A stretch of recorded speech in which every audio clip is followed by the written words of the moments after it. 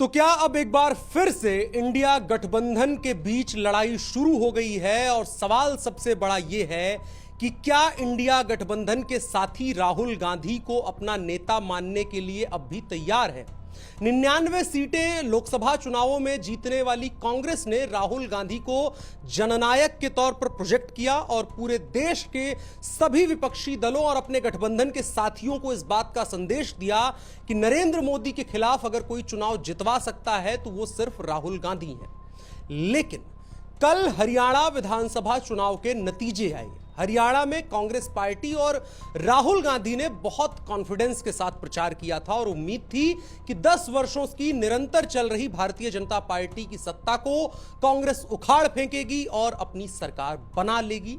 लेकिन जब नतीजे आए तो एकदम पलटे हुए थे और उसके बाद कांग्रेस का जो गठबंधन है इंडिया अलायंस, उसके बीच में तू मैं शुरू हो गई। महाराष्ट्र से लेकर के उत्तर प्रदेश, उत्तर प्रदेश से दिल्ली, दिल्ली से लेकर बंगाल, बंगाल से झारखंड, झारखंड से जम्मू कश्मीर, हिंदुस्तान के हर राज्य में जहां पर कोई भी विपक्षी पार्टी जो गठबंधन की साथी है वो शक्तिशाली है, उसने एक सुर में इस बात पर प्रश्न खड़े कर दिए कि क्या अब भी राहुल गांधी अपने आप को नेता मानेंगे? क्या अब भी वो इंडिया अलायंस के नेता बने रह सकते हैं? और आज के वीडियो में इसी चीज की चर्चा करेंगे कि क्या राहुल गांधी का घमंड, जिस भाषा और जिस तेवर के साथ वो पूरे देश में बात कर रहे थे, चाहे वो जम्मू कश्मीर हो और चाहे वो हरियाणा हो, प्रधानमंत्री नरेंद्र मोदी के लिए जिस तरह की शब्दावली का उपयोग कर रहे थे और वो कह रहे थे कि प्रधानमंत्री नरेंद्र मोदी को मैंने झुका दिया है, घुटनों पर ला दिया है, अब सरकार भले उनकी है लेकिन काम हमारे इशारों पर हो रहा है, उस कॉन्फिडेंस को एक ही झटके में नरेंद्र मोदी और भारतीय जनता पार्टी ने तोड़ दिया है। और उस आग में घी डालने का काम अब राहुल गांधी के साथी कर रहे हैं। और उसका असर क्या होगा? असर महाराष्ट्र चुनाव पर, असर दिल्ली के विधानसभा चुनावों पर, असर झारखंड के विधानसभा चुनावों पर और अंतिम में असर जो कहा जाता है कि 2024 के चुनावी नतीजों के बाद एक काउंटडाउन शुरू हो गया था 2029 के लोकसभा चुनावों को लेकर के। तो क्या अभी से तस्वीर साफ हो चुकी है कि 2029 में यह भानुमति का कुनबा इस तरह से बिखरेगा और जो इनके सपने हैं कांग्रेस पार्टी और उस गठबंधन के कि भारतीय जनता पार्टी को सत्ता से बेदखल कर पाएंगे, वो रास्ते में ही अधूरे सपन की तरह रह जाएंगे या चाशनी के बिना जलेबी के जैसे बन करके रह जाएंगे? इन तमाम चीजों को समझने की कोशिश करेंगे इस वीडियो में। नमस्कार, मेरा नाम है अनुराग मिश्रा और आप देख रहे हैं शाइनिंग इंडिया। आपसे अपील, हमारे वीडियो को लाइक करें, चैनल को सब्सक्राइब करें और साथ ही साथ कमेंट बॉक्स में अपनी राय हमारे साथ साझा करना बिल्कुल ना भूलें। बहुत हम पसंद करते हैं और इंतजार करते हैं आपकी राय का। तो अब बातचीत शुरू करते हैं वीडियो में। इससे पहले बात करें, एक गाना, ये गीत जो है बड़ा वो प्रसिद्ध है और मुझे बड़ा पसंद है, वो याद आ रहा है। गीत क्या है? गीत ये है कि जो खानदानी रईस होते हैं वो मिजाज रखते हैं नर्म अपना, तुम्हारा लहजा बता रहा है, तुम्हारी दौलत नई नई है। किसके लिए है ये? राहुल गांधी के लिए है।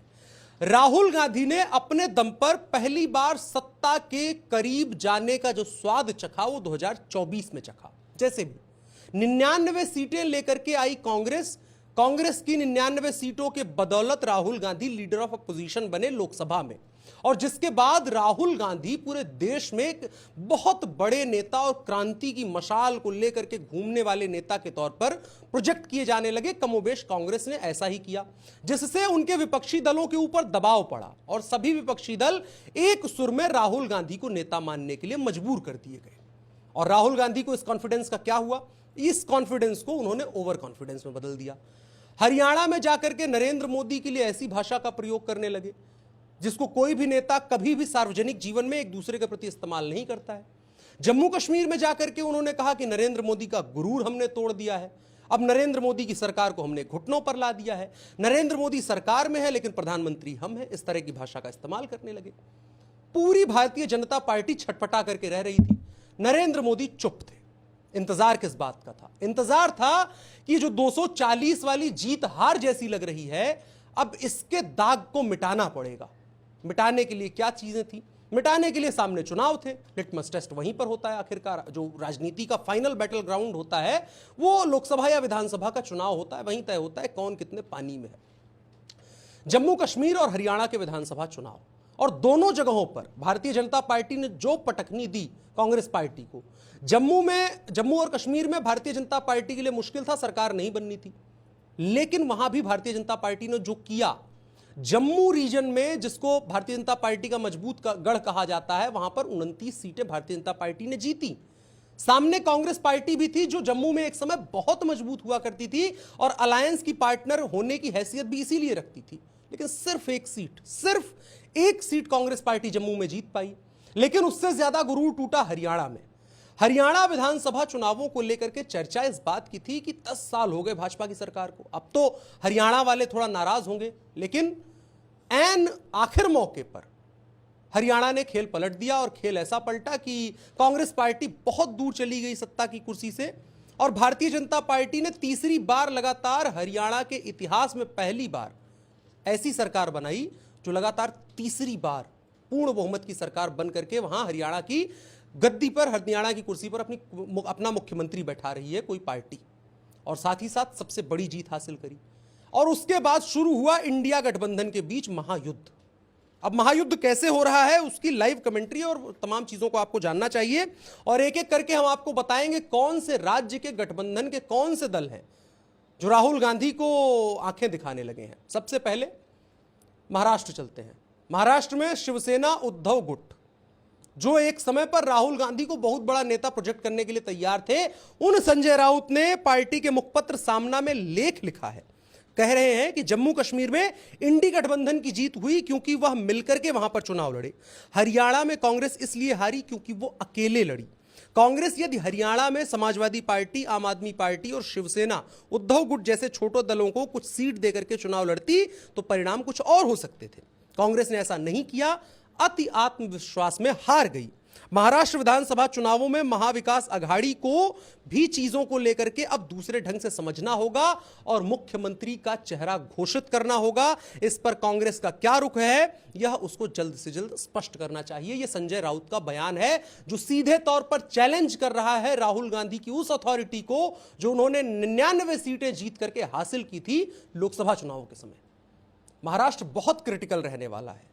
हरियाणा के जैसा ही महाराष्ट्र भी नजर आ रहा है और महाराष्ट्र तो कांग्रेस के लिए बहुत बड़ी इज्जत की भी बात है, लेकिन वहां पर गठबंधन के दल कह रहे हैं कि अब भैया ऐसे नहीं चलेगा, आप सीधे तौर पर मुख्यमंत्री का चेहरा बताओ। और उद्धव ठाकरे अपने आप को मुख्यमंत्री के तौर पर प्रोजेक्ट कर चुके हैं, पोस्टर बैनर लग चुके हैं। और अब कांग्रेस को कहा गया है कि अब बड़े भाई वाली सीट पर मत बैठना, छोटे के छोटे भाई वाली सीट पर बैठनी पड़ेगी। यही बात रुकती तो भी ठीक रहता। इसके बाद क्या हो रहा है, अब महाराष्ट्र की जो है एक और नेता है और प्रियंका चतुर्वेदी जी, उनके द्वारा कहा गया है कि कांग्रेस को आत्मचिंतन की आवश्यकता है कि जब भी कोई सीधा मुकाबला होता है भारतीय जनता पार्टी के साथ तो कांग्रेस हार क्यों जाती है। महाराष्ट्र के लिए सीट बंटवारे पर बातचीत चल रही है, लेकिन हरियाणा में नई वास्तविकता के साथ अब हम उस पर गौर करेंगे। हरियाणा की नई वास्तविकता क्या है? हरियाणा की नई वास्तविकता यह है कि कांग्रेस पार्टी एक ऐसा गुब्बारा है जिसके अंदर प्रदूषण की हवा भरी हुई है और वो जिसके भी साथ जाएगी वो समस्या उत्पन्न करेगी। प्रियंका चतुर्वेदी अन्य शब्दों में यही कहने की कोशिश कर रही हैं और नए ढंग से गौर यह किया जाएगा कि अब कांग्रेस पार्टी की सीटें कम की जाएंगी। ये प्रियंका चतुर्वेदी का है महाराष्ट्र जो बयान आ रहा है।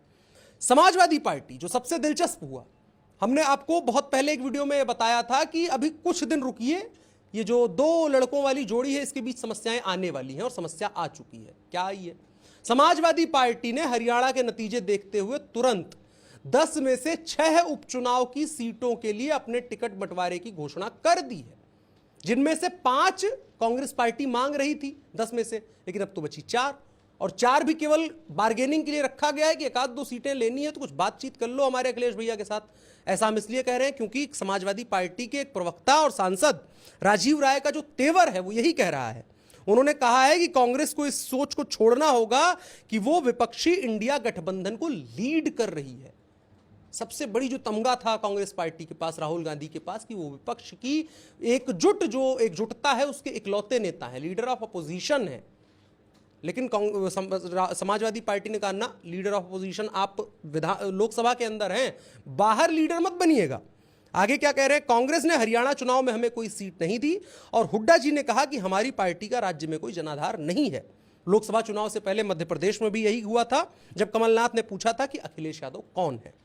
कांग्रेस हमसे उन सीटों के लिए पूछती है जहां उनकी कोई स्थिति नहीं है, लेकिन वे उन सीटों पर बात नहीं करते हैं जहां पर मजबूती होती है। यह रार की स्थिति है।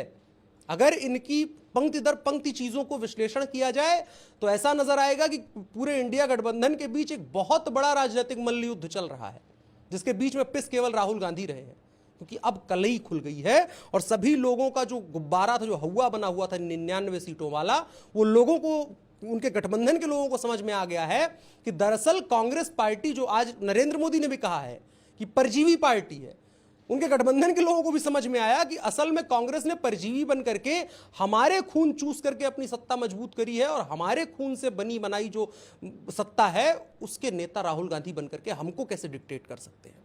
तो अब वेकअप टू रियलिटी वाला ये मोमेंट है। इसके बाद यहीं तक नहीं मामला रुकता है, ये मामला बंगाल ही पहुंचता है। टीएमसी की राज्यसभा सांसद और पूर्व वरिष्ठ पत्रकार सागरिका घोष, उन्होंने कहा कि इंडिया ब्लॉक में क्षेत्रीय दल गठबंधन की मुख्य ताकत हैं। आप लोकसभा के नतीजे देख सकते हैं। जहां इंडिया ब्लॉक ने अच्छा प्रदर्शन किया, ये वे राज्य थे जहां कांग्रेस ने मजबूत क्षेत्रीय दलों के साथ गठबंधन किया। यह क्षेत्रीय दल ही है जो बीजेपी का सीधा मुकाबला कर रहे हैं और उसे हरा रहे हैं। कांग्रेस को यह एहसास होना चाहिए कि आने वाले चुनावों में अपने सहयोगियों को बेहतर तरीके से डील करे। यह टीएमसी की तरफ से संदेश आ गया। अब दिल्ली चलते हैं। दिल्ली के मुख्यमंत्री अरविंद केजरीवाल और पूरी आम आदमी पार्टी की तरफ से हरियाणा में कांग्रेस पार्टी से 5 सीटें मांगी गई थी कि हम भी लड़ना चाहते हैं, हमें भी लड़ने का मौका दीजिए। कांग्रेस पार्टी ने कहा नहीं, 5 का एक भी सीट नहीं देंगे, नहीं दिया। आम आदमी पार्टी कुछ बिगाड़ नहीं पाई अगर उस तरीके से देखें, लेकिन जो 1.5-2% वोट लेके आए हैं, जो अंतर है कांग्रेस पार्टी और भारतीय जनता पार्टी के बीच हार जीत का, वो 1% का भी नहीं है। और आम आदमी पार्टी 2% के आसपास वोट लेकर के आई है। उन चीजों को देखने के बाद आम आदमी पार्टी के वरिष्ठ नेता गौरव चड्ढा जी ने ट्वीट क्या किया, बहुत तगड़ा शेयर किया है, उसको समझिए। वो कह रहे हैं कि हमारी आरजू की फिक्र करते तो कुछ और बात होती, हमारी हसरत का ख्याल करते तो एक अलग शाम होती। आज वो भी पछता रहा होगा मेरा साथ छोड़कर, अगर साथ साथ चलते तो कुछ और बात होती। ये गौरव चड्ढा कह रहे हैं। हेमंत सोरेन का उस तरफ से बयान आ गया है कि भैया ना अभी तक तो हमने ठीक है दे दी सीटें, झारखंड में एंट्री दे दी, लेकिन अब कांग्रेस पार्टी के साथ इस तरह के समझौते नहीं होने वाले हैं। कांग्रेस पार्टी को लीडरशिप को लेकर के दोबारा से विचार करना होगा। आम आदमी पार्टी आंख दिखा रही है, टीएमसी आंख दिखा रही है। उधर से उमर अब्दुल्ला साहब हैं जम्मू कश्मीर में, उन्होंने तो चुनाव के वक्त बीच में ही कह दिया था कि कांग्रेस पार्टी का जो चुनाव लड़ने का रीजन है, जो चुनाव लड़ने का क्षेत्र उनको दिया गया है, वो जम्मू है। कांग्रेस पार्टी वहां फोकस करे, राहुल गांधी वहां फोकस करे। ये उस समय बोला गया जब राहुल गांधी कश्मीर पर फोकस कर रहे थे। हुआ कहीं कुछ नहीं। कांग्रेस पार्टी जम्मू में 1 सीट जीत पाई। उसके बाद उमर अब्दुल्ला आप क्या कह रहे हैं? कह रहे ठीक है कांग्रेस पार्टी गठबंधन में है, सरकार ही बना लेंगे, लेकिन कांग्रेस को सोचना होगा। कांग्रेस को गठबंधन की चीजों के बारे में सोचना होगा, गठबंधन की शर्तों के बारे में सोचना होगा। ए भाई देख लो यार कितना टाइम हुआ।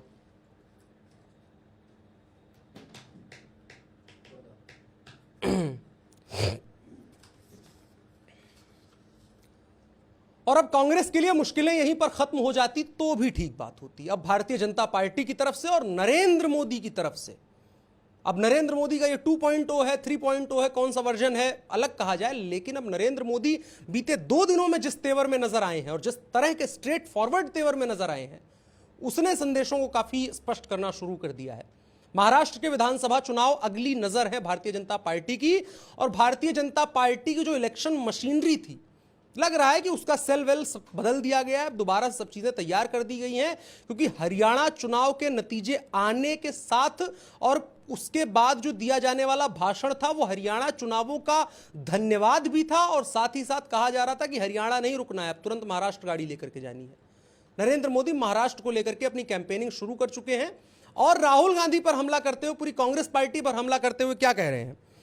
क्या कह रहे हैं? उन्होंने कहा कि कांग्रेस पार्टी की चुनावी जीत का एक मंत्र है कि हिंदुओं में आग लगाना और आग लगाने की साजिश रचना, और हिंदुओं की एक जाति को दूसरी जाति से लड़ा करके कांग्रेस पार्टी चुनाव जीतना जानती है, उसके अलावा कोई उसकी हैसियत नहीं है। और इसके अलावा नरेंद्र मोदी उस लाइन पर आते हुए नजर आ रहे हैं जिसके लिए भारतीय जनता पार्टी के समर्थक लंबे समय से तरस रहे थे कि प्रधानमंत्री जी वहां आ जाइए, हमने आपको वोट किस लिए दिया है, एक बार याद कर लीजिए उस चीज को। दरअसल योगी आदित्यनाथ ने, उत्तर प्रदेश के मुख्यमंत्री योगी आदित्यनाथ ने एक बयान दिया था जब बांग्लादेश में हिंदुओं के ऊपर अत्याचार और हमले हो रहे थे। क्या बयान था? उन्होंने बयान दिया था, बटेंगे तो कटेंगे, एक रहेंगे तो नेक रहेंगे। उसको लेकर के बातें हुई। भारतीय जनता पार्टी की सेंट्रल लीडरशिप ने उसको उस तरह से पिक नहीं किया। लेकिन उसके बाद योगी आदित्यनाथ हरियाणा गए, हरियाणा में कुछ एक रैलियां करी, और रैलियों में जिस तरीके से राहुल गांधी से लेकर के और एंटी हिंदू जो एजेंडा चलता है उसको लेकर के जिस मुखरता के साथ बोले, उसके बाद नरेंद्र मोदी ने भी कमोबेश वही बात बोल दी जो योगी बोल रहे थे। बटेंगे तो कटेंगे वाली बात को नरेंद्र मोदी ने कैसे बोला? उन्होंने कहा कि हम बटेंगे तो बांटने वाले महफिल सजाएंगे। अब आप समझिए कि भारतीय जनता पार्टी किस लाइन पर दोबारा से नजर आ रही है जाती हुई। और ये राहुल गांधी के लिए बहुत बड़ी खतरे की घंटी है, क्योंकि राहुल गांधी पर उन्होंने एक चीज स्पष्ट नरेंद्र मोदी ने कह दी है कि राहुल गांधी आरक्षण को खत्म करना चाहते हैं, राहुल गांधी जातियों में लड़ाई करवाना चाहते हैं, राहुल गांधी हिंदुओं को लड़ाने की साजिश रचना चाहते हैं। यह आपने आखिरी बार नरेंद्र मोदी की मुंह से इस तरह का बयान कब सुना था, ये शायद याद नहीं पड़ता है। लेकिन नरेंद्र मोदी अब एक बार फिर से इसी तेवर में नजर आ रहे हैं, और अब केंद्र नया है जो नई लड़ाई का लिटमस टेस्ट रहने वाला है। अब एक बार फिर से एक नई लड़ाई है। अब 1-1 का स्कोर हो गया है। लोकसभा चुनाव में कांग्रेस पार्टी ने कहीं ना कहीं भारतीय जनता पार्टी को बैकफुट पर ढकेला, तो भारतीय जनता पार्टी ने हरियाणा में उसका ढंग से बदला लिया। 10 साल की एंटी इनकम्बेंसी जो नेचुरल हो जाती है, उस चीज को धता बताते हुए पिछली 2 बार की सरकारों से ज्यादा सीटें लेकर के फिर तीसरी बार की सरकार बनाई है। और जो इजी गेम माना जा रहा था कांग्रेस पार्टी के लिए, उसको इतना मुश्किल बना दिया कि उसके पाले को चूमते चूमते जो है वो कांग्रेस पार्टी हाँफ गई। अब महाराष्ट्र में क्या होने वाला है, महाराष्ट्र में किस तरह के समीकरण रहने वाले हैं, महाराष्ट्र की राजनीतिक परिस्थितियां किस तरह की बनने वाली हैं, और क्या अब जो गठबंधन भारतीय जनता पार्टी के लिए सबसे बड़ा चैलेंज था, भारतीय जनता पार्टी ने परिस्थितियां उस तरह की तैयार कर दी हैं गठबंधन के भीतर, जिसकी वजह से अब उनके भीतर ही एक लड़ाई के आसार नजर आने लगे हैं। और उन सब के केंद्र में नरेंद्र मोदी के सामने जो एक ऑप्शन के तौर पर राहुल गांधी खड़े होकर के बात करने लगे थे, जो एक चर्चा पहले होती थी कि मोदी नहीं तो कौन, उसका जवाब कांग्रेस पार्टी लेके आई थी कि राहुल गांधी। अब एक बार फिर से राहुल गांधी पीछे चले गए और वही प्रश्न एक बार फिर से खड़ा हो मजबूती के साथ खड़ा होता हुआ नजर आ रहा है कि मोदी नहीं तो कौन। और इसका बहुत बड़ा लिटमस टेस्ट रहने वाला है महाराष्ट्र का विधानसभा चुनाव।